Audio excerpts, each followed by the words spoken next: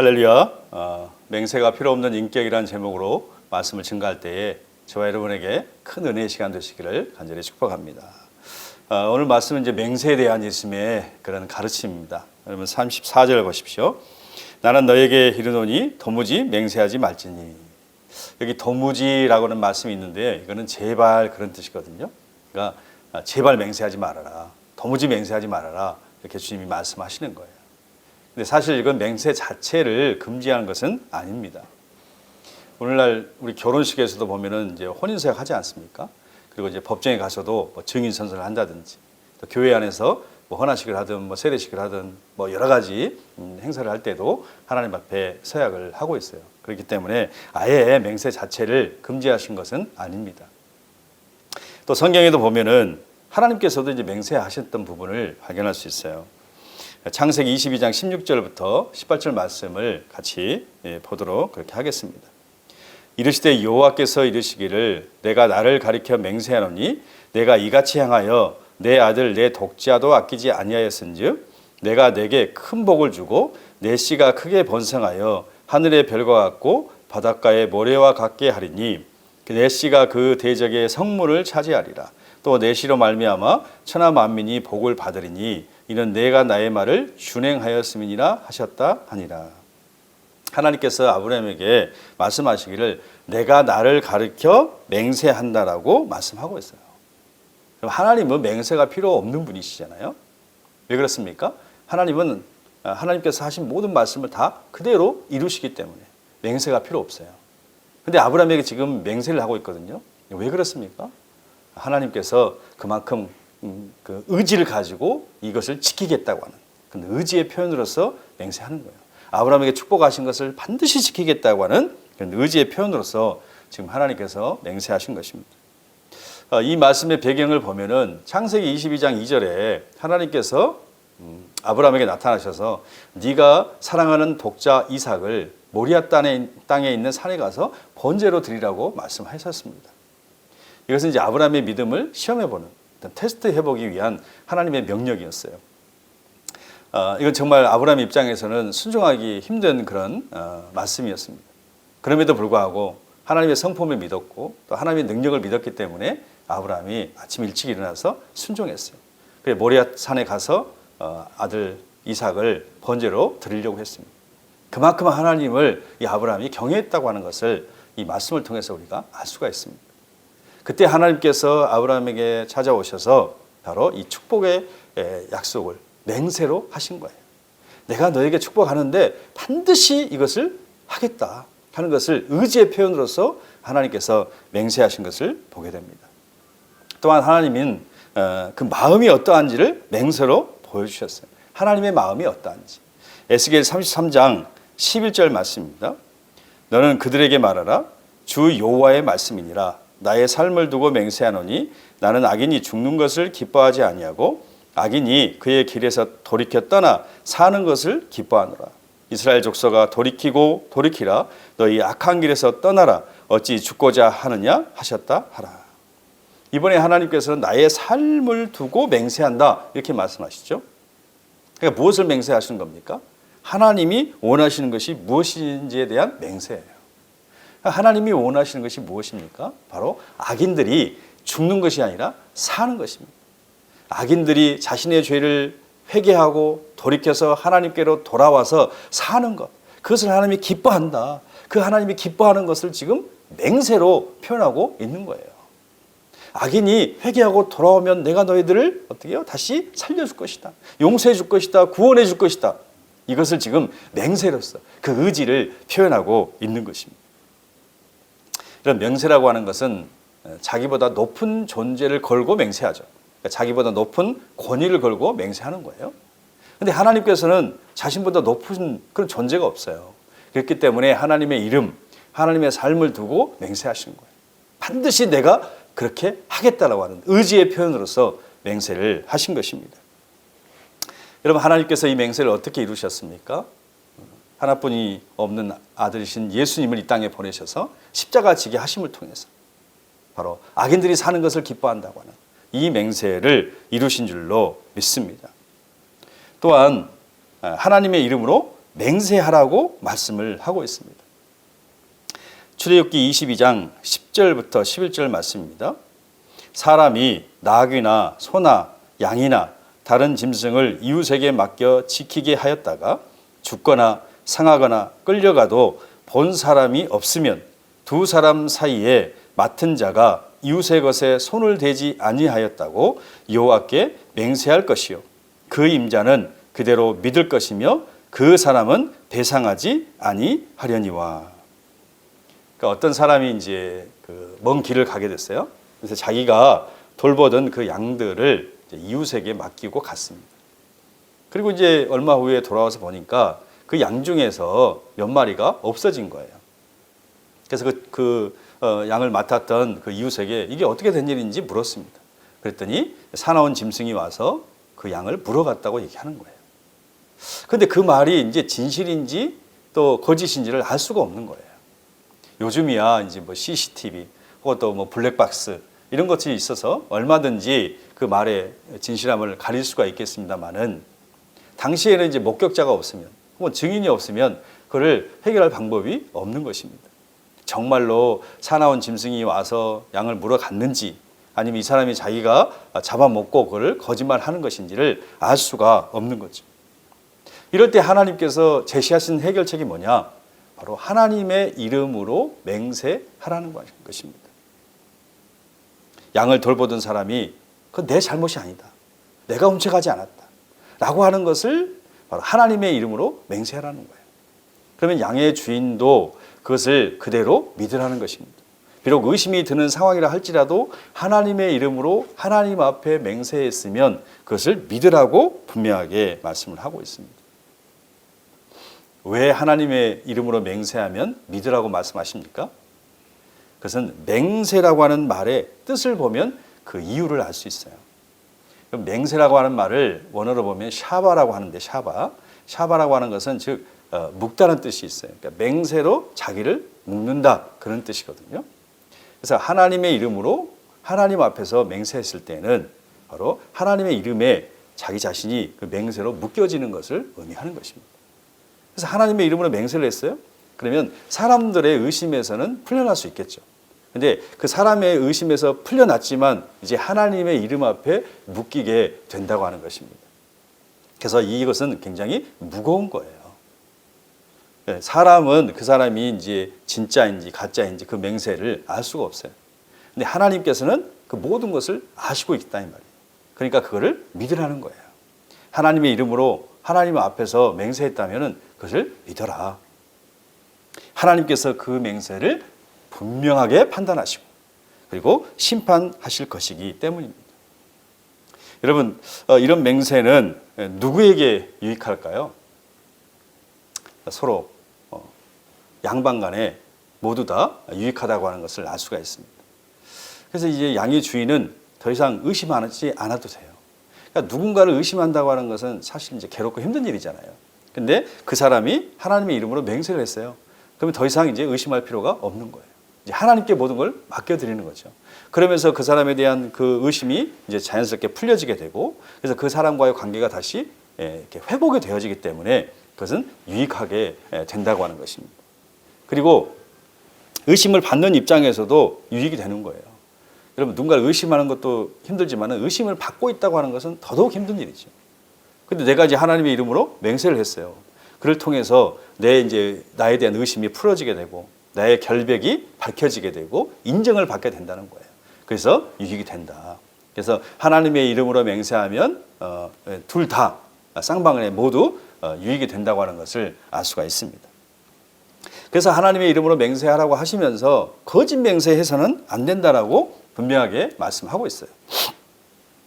신명기 6장 13절 말씀에 내 하나님 여호와를 경외하며 그를 섬기며 그의 이름으로 맹세할 것이니라. 여기 분명히 이제 하나님의 이름으로 맹세하라고 그렇게 말씀하셨죠.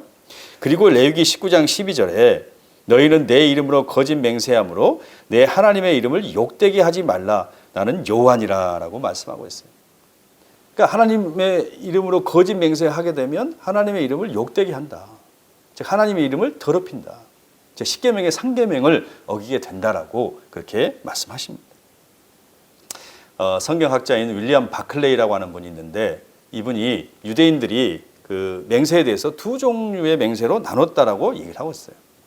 절대 구속력이 있는 맹세, 또 하나는 절대 구속력이 없는 맹세. 이렇게 두 가지로 맹세를 나눴다는 거예요. 절대 구속력이 있는 맹세라고 하는 것은 하나님의 이름이 들어간 맹세예요.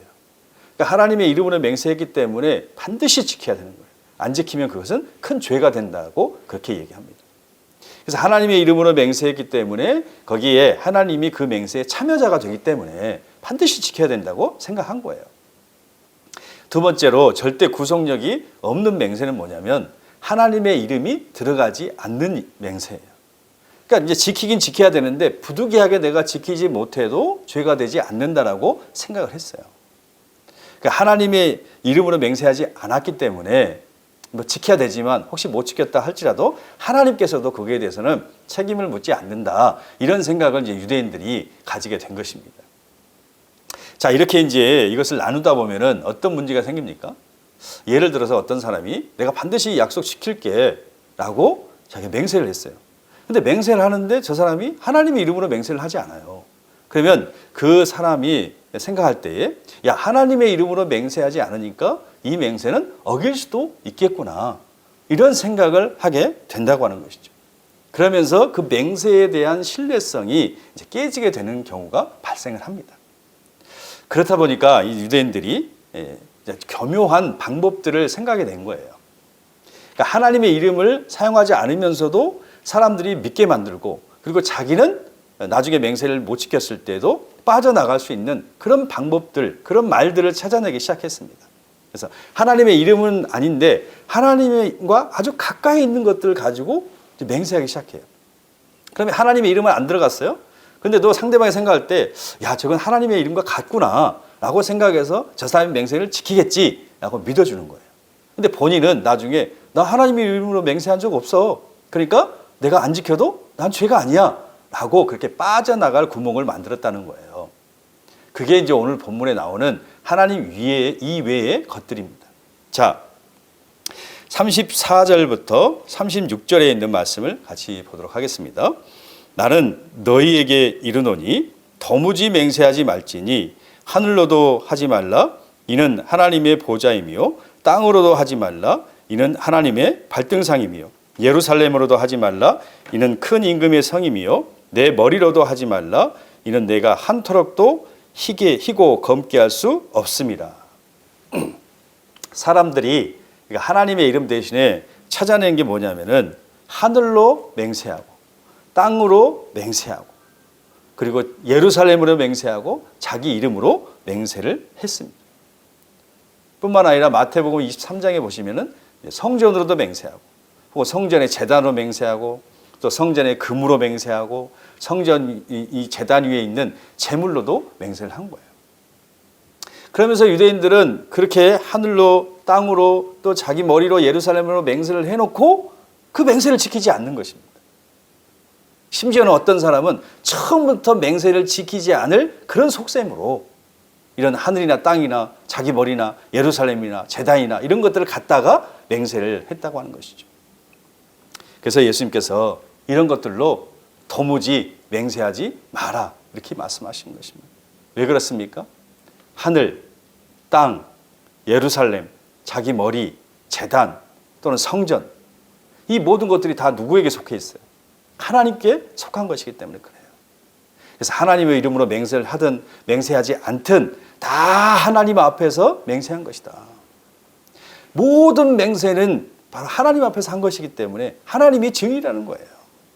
그렇기 때문에 하늘로도 땅으로도 자기 머리로도 예루살렘으로도 절대로 맹세하지 말라고 말씀을 하신 것입니다.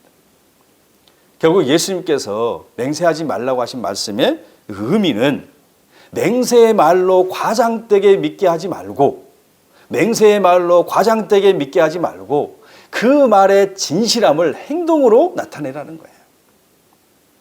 거짓 맹세, 과장된 맹세 해서 믿게 하지 말고 직접 행동함을 통해서 네 말이 진실함을 그 행동으로 보이라고 말씀하고 있습니다. 37절의 말씀을 같이 보겠습니다. 오직 너희 말은 옳다 옳다 아니다 아니다 하라. 이에서 지나는 것은 악으로부터 나느니라. 그러니까 이 말씀은 있는 그대로 표현하라는 것입니다. 쓸데없이 뭐 딴소리 하지 말고 예라고 할 경우에는 예라고 하고 아니라고 할 경우에는 아니라고 하고 진리는 진리라고 말하고 진리가 아니면 아니라고 말하라는 거예요. 없으면 없다고 얘기하고 있으면 있다고 얘기하고 할 수 있으면 할 수 있다고 하고 할 수 없으면 할 수 없다라고 얘기를 하라는 것입니다. 단순하고 정직하게 참된 것을 그리고 말하고 행동하라는 거예요. 왜냐하면 하나님께서 다 듣고 계시기 때문입니다.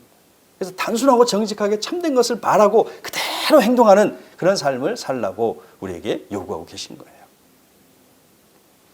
하루는 그 D.L. 무디라고 하는 목사님에게 한 청년이 찾아와서 상담을 했어요. 목사님, 나는 정말 정직하게 말하고 싶은데 나도 모르게 자꾸 거짓말이 나옵니다. 이미 거짓말을 했기 때문에 다시 주워 담을 수도 없고 이럴 때는 어떻게 해야 됩니까? 라고 목사님께 물었습니다. 그랬더니 D.L. 무디 목사님이 이렇게 얘기를 한 거예요. 거짓말이 나옵니까? 그러면 그냥 그대로 거짓말 하세요. 그리고 맨 마지막에 이것은 다 거짓말입니다. 라고 고백하세요. 그러면 됩니다. 라고 얘기했다는 거예요. 그러니까 거짓말을 했으면 그냥 거짓말 했다라고 얘기하면 된다라고 하는 것이죠. 그러면서 고쳐나갈 수 있다고 D.L. 무디 목사님이 조언을 한 것입니다. 여러분, 당시 서기관들과 바리새인들의 가장 큰 문제점이 무엇이었습니까? 말만 했지 행동하지 않았다고 하는 거예요. 그러니까 말은 하는데 행동하지 않는다? 이걸 우리는 이제 위선이라고 얘기하는 거예요. 그래서 예수님께서는 그들의 행동을 절대로 따라하지 말라고 말씀하셨습니다. 마태복음 23장 2절부터 4절을 보겠습니다. 서기관들과 바리새인들이 모세의 자리에 앉았다. 그러므로 그들이 너희에게 말하는 것은 무엇이든지 다 행하고 지키되 그들의 행실은 따라하지 마라. 그들은 말만 하고 행하지 않는다. 그들은 짊어지기 힘든 무거운 짐들을 묶어서 사람들의 어깨에 지우면서 그 짐들을 나르는데 손가락 하나도 움직이려 하지 않는다. 여기 모세의 자리에 앉았다고 하는 것은 권위의 자리를 상징해요. 그러니까 율법의 자리, 권위의 자리에 앉아서 사람들에게 율법을 해석하고 또는 가르치는 그런 자리입니다. 그럼에도 불구하고 그들은 그 모세의 자리, 권위의 자리에 앉아서 말만 하지 행동하지는 않았다는 거예요. 사람들에게 야 이것도 해라, 야, 저것도 해라 하면서 무거운 짐을 계속해서 사람들에게 이렇게 지워주는 거예요. 근데 본인은 손가락 하나도 까딱하지를 않았다고 하는 것이죠. 그래서 말만 하고 행하지는 않았어. 한마디로 얘기하면 입만 살아있고 모든 것이 죽어있던 사람들. 이게 바로 바리새인들이었다고 예수님이 지적하신 거예요. 그래서 그들을 향해서 마태복음 23장에 보면은 7번이나 화가 있도다라고 선언하신 걸 볼 수 있죠. 위선자들아, 독사들아, 뱀들아 하면서 막 강력하게 예수님께서 그들을 책망하신 것을 볼 수 있습니다. 반면에 우리가 잘 알고 있는 모세를 보세요.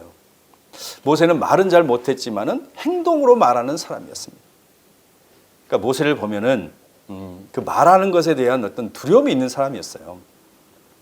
그래서 하나님께서 그 모세를 불러서 이스라엘 백성들을 구원하라고 이집트로 이제 보내지 않습니까? 그때 모세가 거절하면서 뭐라고 얘기했습니까? 주님, 저는 말주변이 없습니다. 저는 입이 뻣뻣하고 혀가 굳은 사람입니다. 저는 말을 잘 못해요 라고 하나님 앞에 그렇게 거절을 했습니다. 그때 하나님께서 그 말 잘하는 아론이라고 하는 그 모세의 형을 그에게 붙여준 것을 볼 수가 있습니다. 모세는 어떤 위대한 그런 웅변가는 아니었습니다. 말로 사람들의 마음을 끌지는 못했어요. 그러나 이스라엘 향한 그 뜨거운 사랑과 어떤 열정과 행동으로 말한 사람이었습니다. 그래서 40년 동안 그렇게 말 많은 이스라엘 백성들을 인도할 수가 있었다고 하는 사실입니다. 사랑하는 여러분, 우리 그리스도인들은 참 말을 잘합니다. 그런데 우리 자신도 인정하고 또 세상 사람들도 인정을 해요. 참 그리스도인들, 교회 다니는 사람들 말 잘한다. 그렇기 때문에 우리는 말만 앞세운 것을 더욱 경계해야 된다고 하는 사실입니다. 예수님께서 이렇게 말씀하셨습니다. 누가복음 6장 46절에 너희가 나를 보고 입으로는 주님 주님 하면서도 어째서 내가 말하는 것은 실천하지 않느냐. 주님, 주님 이렇게 말의 고백이 굉장히 중요합니다. 그러나 그 고백이 우리의 삶으로, 우리의 행동으로 증명이 돼야 된다는 거예요. 예수님께서는 자신이 누구신지 이것을 말로도 하셨지만은 더 중요한 것은 삶으로 또는 사역으로 행동으로 자신이 하나님의 아들이심을 우리에게 증명하셨습니다. 우리도 마찬가지예요. 우리가 예수님을 닮아가는 예수님의 제자들 아닙니까? 우리가 말이 아닌 삶으로 또 맹세가 아닌 행동으로 우리 자신을 증명해야 될 줄로 믿습니다. 소크라테스는 이런 얘기를 했습니다. 사람은 응당히 맹세보다도 더 신임할 수 있는 인격이 있어야 된다. 그러니까 맹세보다도 더 중요한 것은 그것을 신임할 수 있는 인격, 그 맹세를 행동할 수 있는 인격이 더 중요하다고 분명하게 말하고 있습니다. 우리 그리스도인들은 맹세가 필요 없는 사람이 돼야 됩니다. 맹세가 필요 없는 그런 인격이 돼야 됩니다. 맹세가 필요 없는 그런 삶을 살아야 됩니다. 내 말이 곧 보증수표가 되어지는 그런 삶을 우리가 살아야 될 줄로 믿습니다. 왜 그렇게 살아야 됩니까? 우리는 그리스도의 복음을 증거하는 증인으로 부름을 받았기 때문에 그래요. 여러분, 증인이 신뢰받지 못하고 정직하지 못하다고 한다면 어떻게 복음을 전할 수 있겠습니까? 누가 우리의 말을 듣고 구원받을 수 있겠습니까? 누가 우리를 통해서 예수 그리스도를 보게 되고 누가 우리를 통해서 하나님 나라를 볼 수가 있겠습니까? 정직하지 못한데, 신뢰받지 못한데 증인의 삶을 살 수가 없는 것이죠. 그러므로 믿음의 사람들은, 증인은 처음부터 사실을 얘기해야 돼요. 처음부터 진리를 얘기해야 됩니다. 그리고 그 사실이 진리가 되도록, 또 그 말이 끝까지 사실이 되도록 끝까지 우리가 노력해야 된다는 것이죠. 그래서 맹세가 필요 없는 그런 인격을 저와 여러분이 갖춰야 될 줄로 믿습니다. 이를 위해서 반드시 우리에게 필요한 것이 있는데 그게 바로 기도라고 하는 게 기도. 마태복음 26장에 보시면은 예수님께서 제자들에게 오늘 밤에 너희가 나를 다 버릴 것이다라고 얘기를 했어요. 그렇지, 베드로가 하는 말이 다른 사람은 다 주를 버릴지라도 저는 주님을 버리지 않겠습니다. 예수님께서 네가 다 굴기 전에 나를 3번 모른다고 부인할 것이다라고 말씀하셨어요. 그때 베드로가 맹세합니다. 내가 주와 함께 죽을지언정 주님을 부인하지 않겠습니다. 다른 제자들도 다 같이 맹세했습니다. 그런데 이 맹세를 지켰습니까? 아니요, 맹세를 지키지 못하고 결국은 너무나 무력하게 예수님을 3번이나 모른다고 부인하고 말았습니다. 우리 인간은 연약하고 또 부족한 존재예요. 그렇기 때문에 그 무엇도 자신할 수 없고 확신할 수 없어요. 미래도 그렇고 나 자신도 확신할 수 없어요. 오늘 내가 확고한 의지를 가졌다 할지라도 금방 넘어지는 것이 사람이라고 하는 것입니다. 그래서 예수님은 제자들에게 말씀하기를 시험에 들지 않게 깨어 기도하라고 얘기하고 있어요. 연약하니까 시험에 들지 않게 기도하라는 거예요. 말만 하지 말고 시험에 들지 않게 깨어 기도하라는 것입니다. 맹세하지 말고 시험에 들지 않게 깨어 기도하라고 말씀을 하고 있어요. 우리 그리스도인들은 항상 시험에 들지 않게 깨어 기도해야 됩니다. 말이 아닌 행동으로 우리를 증명하기 위해서 반드시 기도의 과정이 거쳐져야 된다. 기도의 과정이 없으면 말이 행동이 될 수가 없다고 하는 거예요. 공허하고 헛된 맹세만이 나올 뿐입니다. 그러므로 여러분, 모세가 하나님 앞에 끊임없이 엎드렸던 것처럼 그렇게 기도하십시오.